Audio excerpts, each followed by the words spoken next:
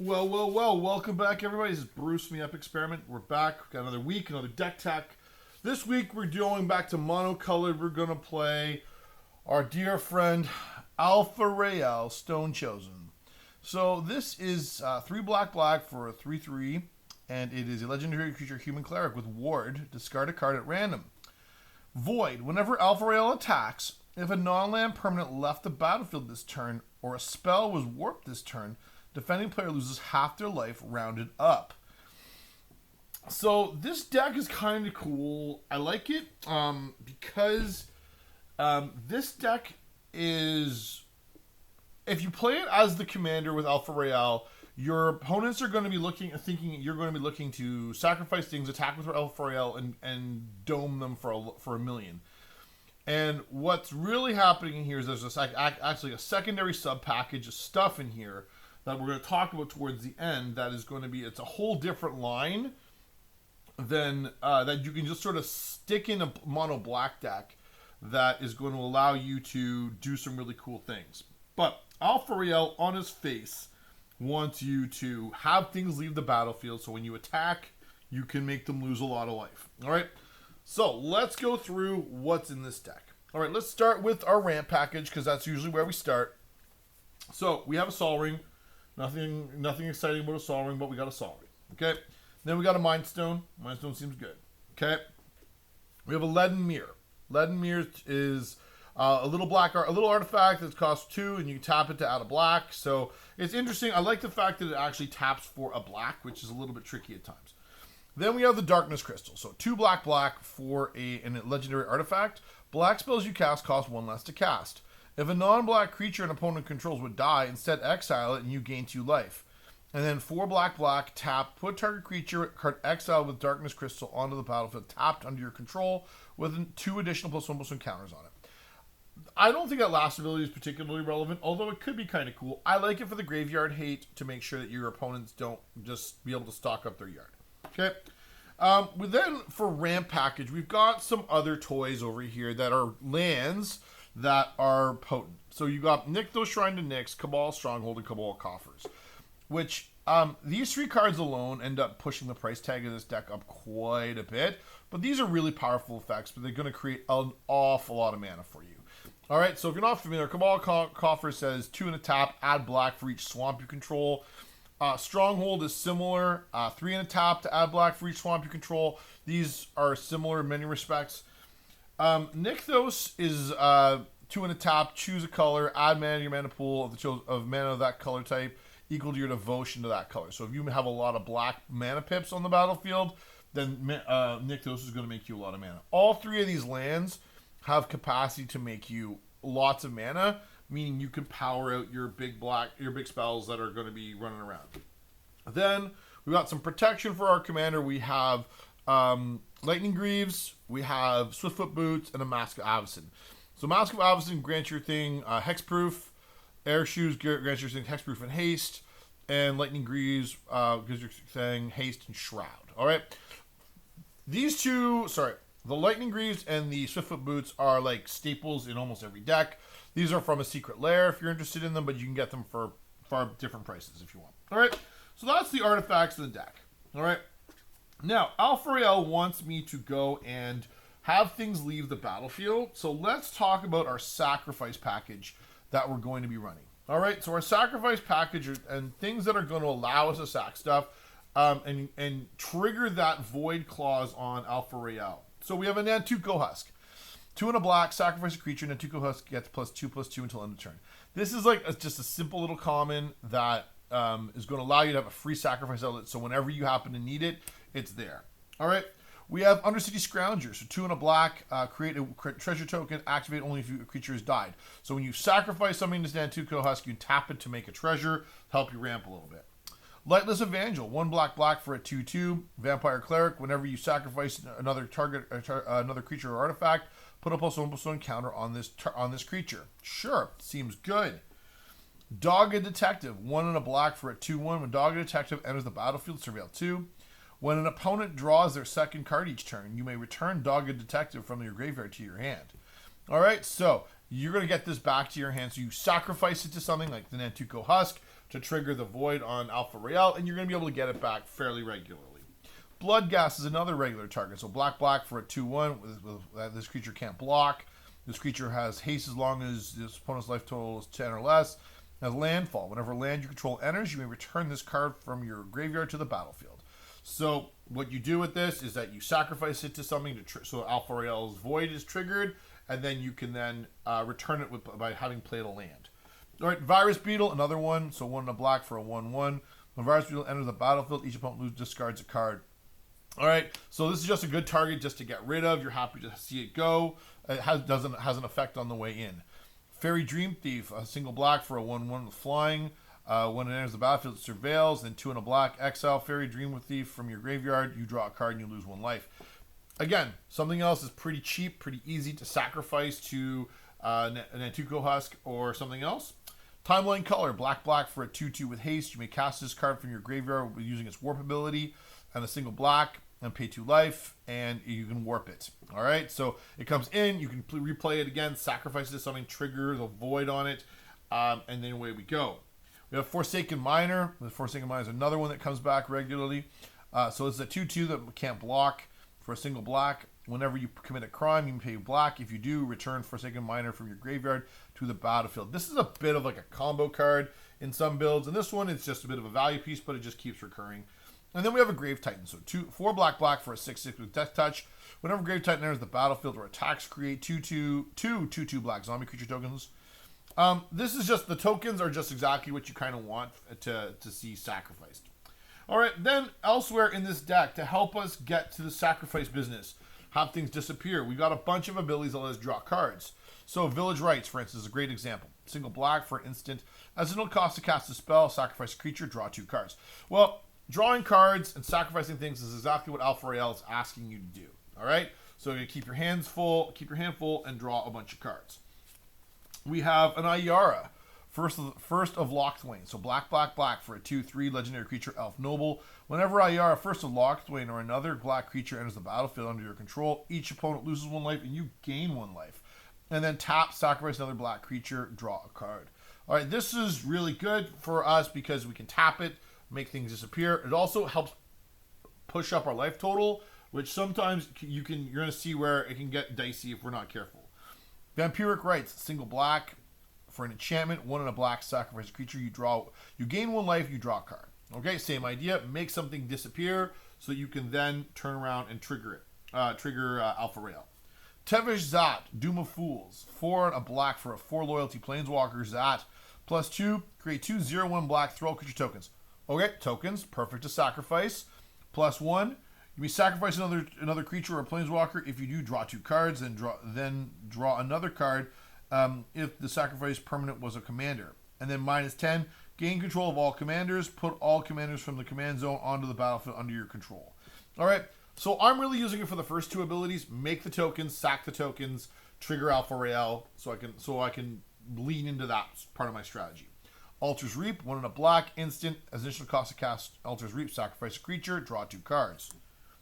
All right, so all those things are making me sack creatures. And when I sack those creatures, I'm going to try and draw myself some more cards. All right, so I'll do things like Elegy Acolyte. So 2 black for a 4/4 creature, human cleric with lifelink. Whenever 1 or more creatures you control deal combat damage to a player, you draw a card and you lose 1 life. And then Void at the beginning of your end step. If a non-land permanent hit left the battlefield this turn, or a spell was warped this turn, create a 2/2 colorless robot artifact creature token. So things are gonna die. You're gonna be able to get more bodies back on the battlefield, and it's gonna allow you to draw cards too. All right. We have a Grim Haruspex, 2 and a black for a 3/2. As we've got Morph for a single black, and then whenever another non-token creature you control dies, draw a card. So a Virus Beetle or something else dies, you're going to be using Haruspex to draw more cards. We also have some other ways to draw cards, including Darkstar Augur, so 2 and a black for a 2/3 with Offspring. It's a Bat Warlock and it's flying. At the beginning of your upkeep, reveal the top card of your library and put that card into your hand. You lose life equal to the mana value. The Offspring is neat, so you can pay 4 mana and you get 2 copies of this, meaning at the beginning of your turn, you get 2 triggers to draw 2 cards. Now, you could potentially lose a lot of life, which is why, Ayara is super useful and things with lifelink are super useful.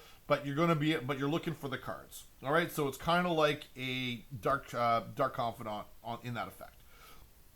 Read the bones, so 2 and a black, sorcery, scry 2, then draw 2, you lose 2 life. Okay, we have a Knight's Whisper. We have 1 and a black, sorcery, you draw 2 cards, and you lose 2 life.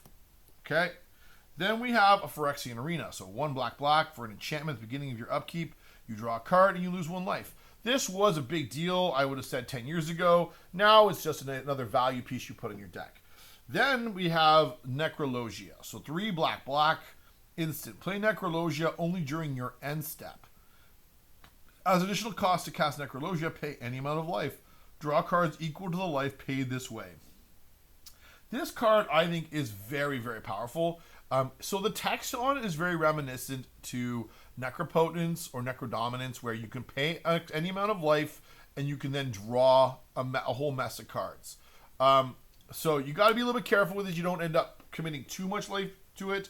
But it is really, really potent and can draw you a whole mess of cards. All right? So as you can see, we want our creatures to die. We have lots of ways to get them to die. But Alpharael doesn't just trigger off things that we have sacrificed, but that's what we have. We can have the most direct control over. But there are other things that are going to make things disappear. So let's talk about some removal here. Okay? So, for instance, we have Smallpox. So we have black for a sorcery. Each player loses 1 life, discards a card, sacrifices a creature, then sacrifices a land. So Alpharael is going to love that because the Void is going to be triggered, and you can attack with it, and you're going to get and then be able to get your opponent, dome your opponent for a whole mess of life. All right. We have Flare of Malice, 2 black. You may sacrifice a non-token black creature rather than pay the spell's mana cost.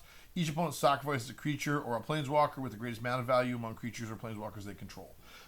I like this effect because, again, it triggers the Void, but I can use it to make sure that I don't have to spend my mana. I can keep other mana up for other things.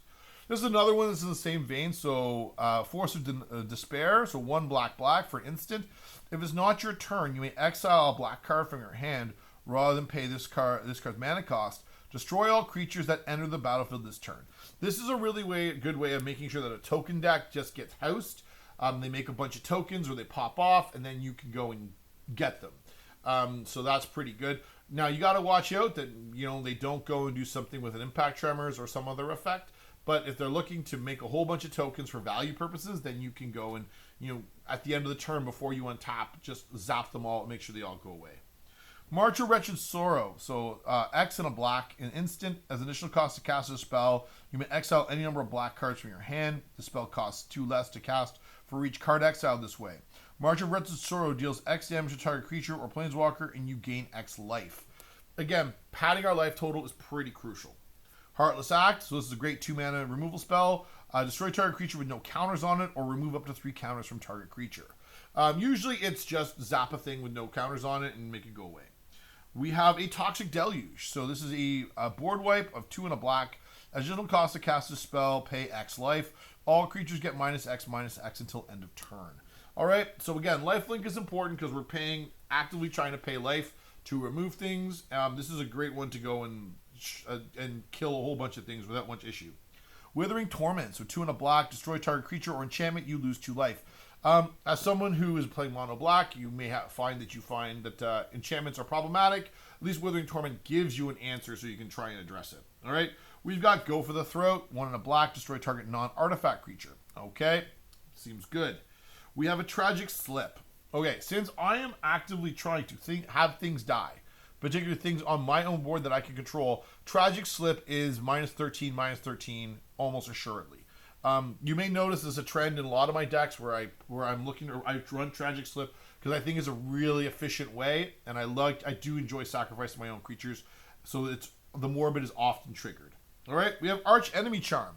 So black for an instant, choose 1, exile target creature or planeswalker, return up to 2 target creature or planeswalker cards from your graveyard to your hand, or put 2+1/+1 counters on target creature you control. It gains lifelink until end of turn.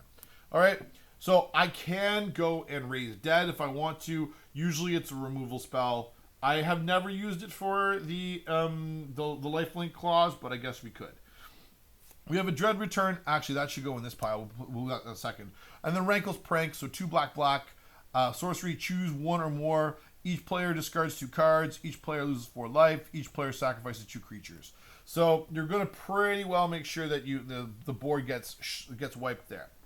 Now, with all those things getting destroyed, and things that are going to allow me to sacrifice stuff and destroy things, I'm going to want to recur some stuff.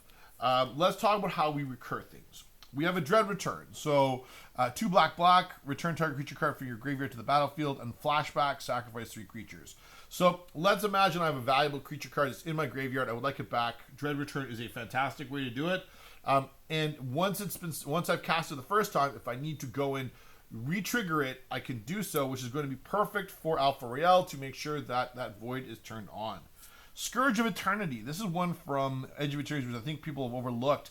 2 and a black as a sorcery. Additional cost to cast a spell, sacrifice an artifact or a creature. Return target creature or spacecraft card with mana value 5 or less from your graveyard to the battlefield, then create a lander token. Okay, we're going to see that this triggers pretty readily with most of the creatures in this deck. So it's really, really good. And the fact you sacrifice an artifact like a clue or a treasure or whatever you got floating around, you're going to find that you can probably trigger it pretty readily. We have a Zombify. So 3 and a black, return target creature card from your graveyard to the battlefield. All right. We have a Soul Exchange. So black, black, sacrifice a creature. Yes, please. But remove it from the game instead of putting it in your graveyard. Take a creature card from your graveyard, put it onto directly into play as though it were summoned. Put 2+1/+1 counters on this card if the creature sacrificed was a Thrall. All right, so the Thralls isn't relevant particularly, although Tevisat does make Thralls, so it could come up and be relevant. It's mostly 2 mana to go reanimate something.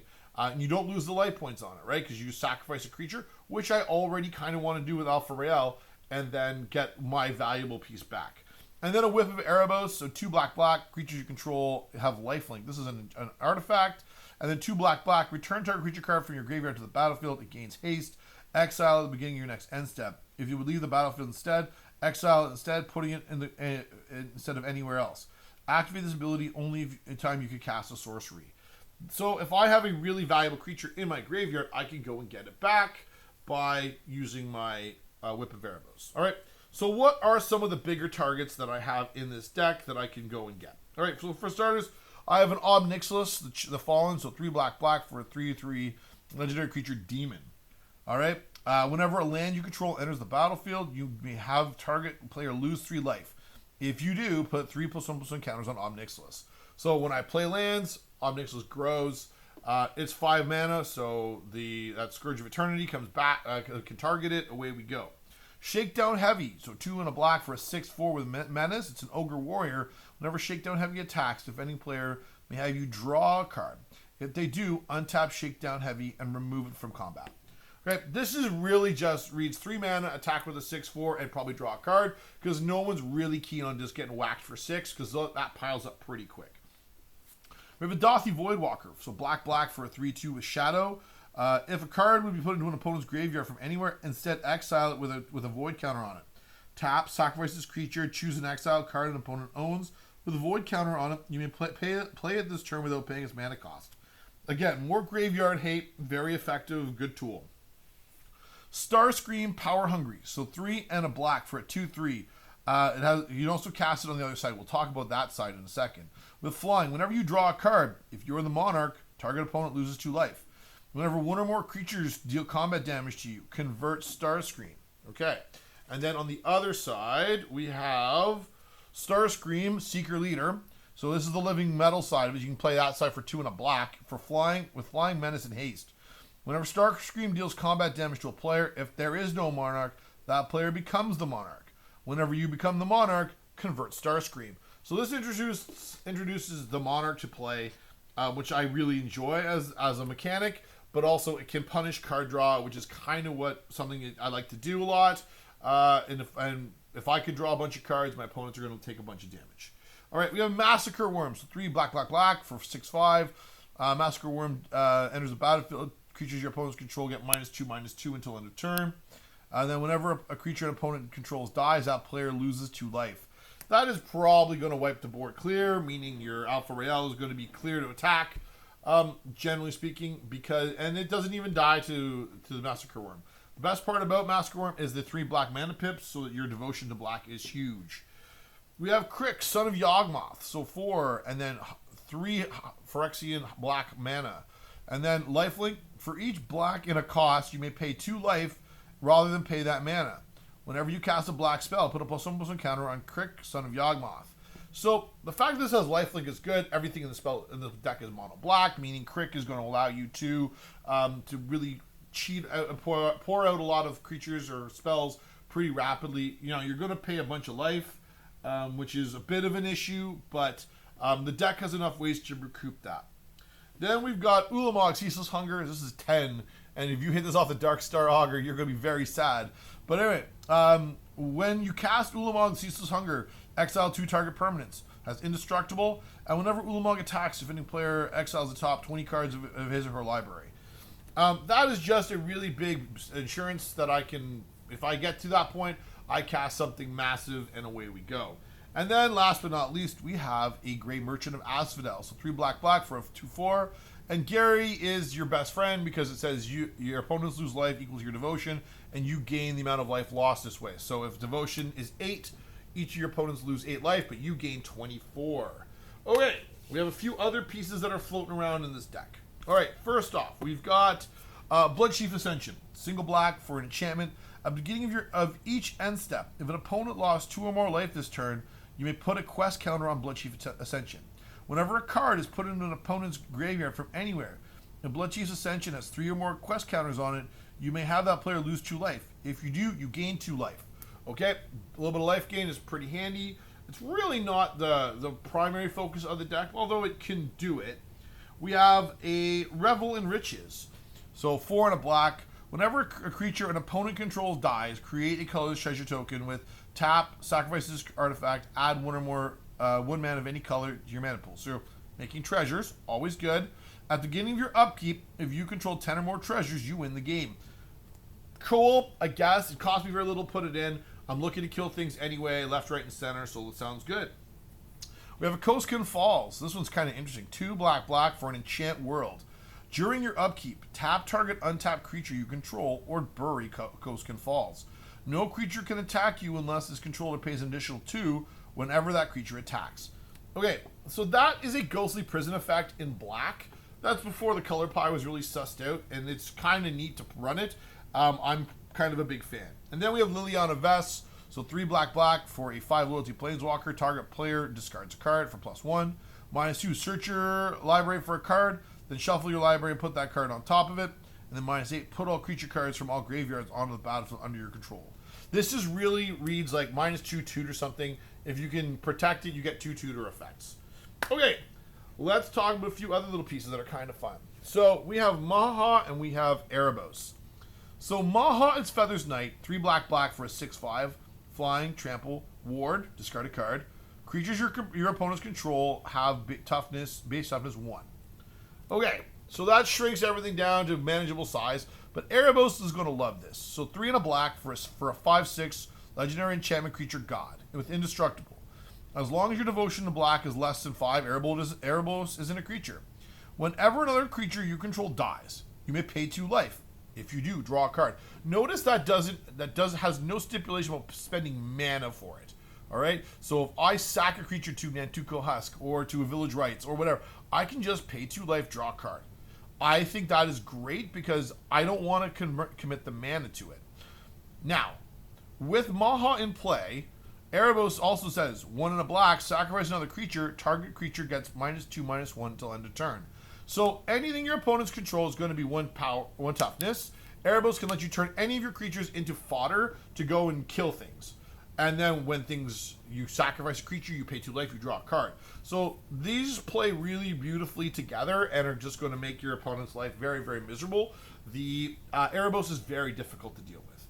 All right, last but not least, this ends up being a high-powered bracket 3 list, maybe even a bracket 4, even though I don't have a ton of game changers in here, because I've got some 2-card combos. All right, So I've got Chain of Smog and Professor Onyx. So 4 black for a 5 loyalty Planeswalker, and I've got Chain of Smog. All right, so the relevant text of Professor Onyx is up here, her Magecraft.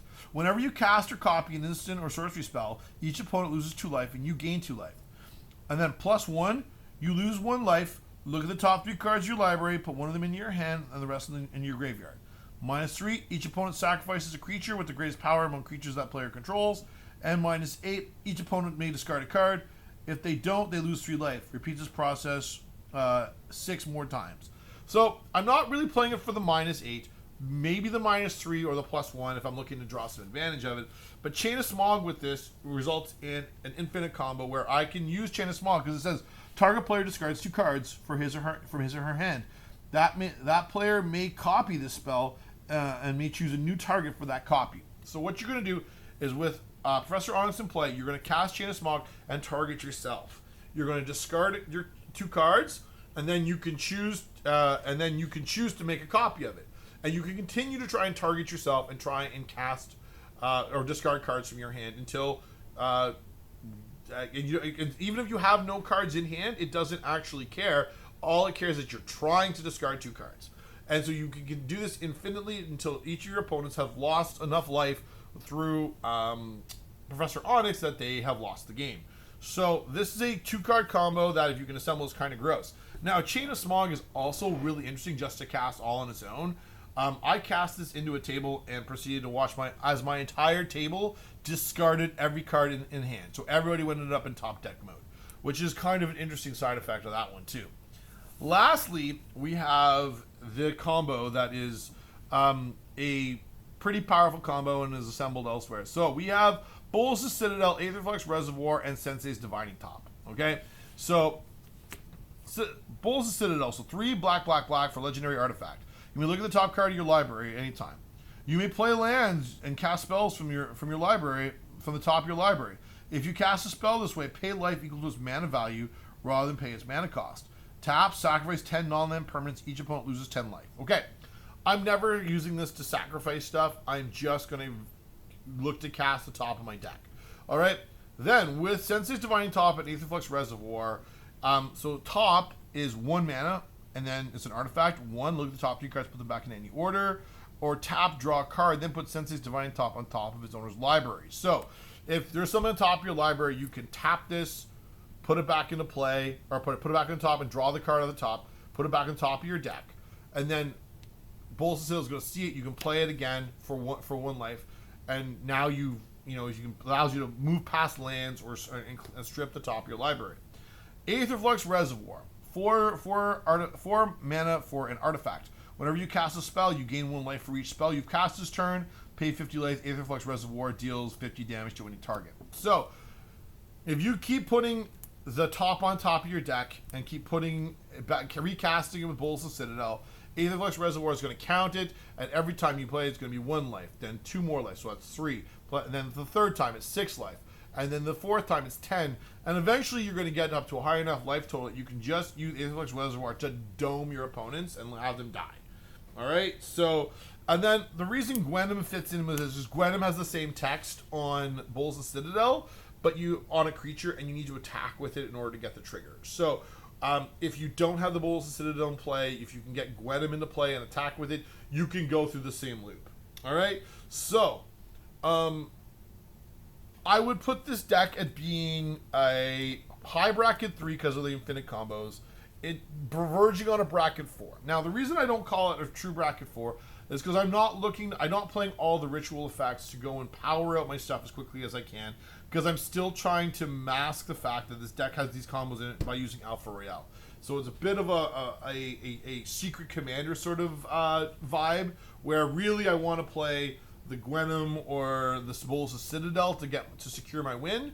But if I have to and use creatures and beat my opponents down, then I have that because the other cards are a subset to go in there as a sort of a small package that I can run in the interior of my black deck.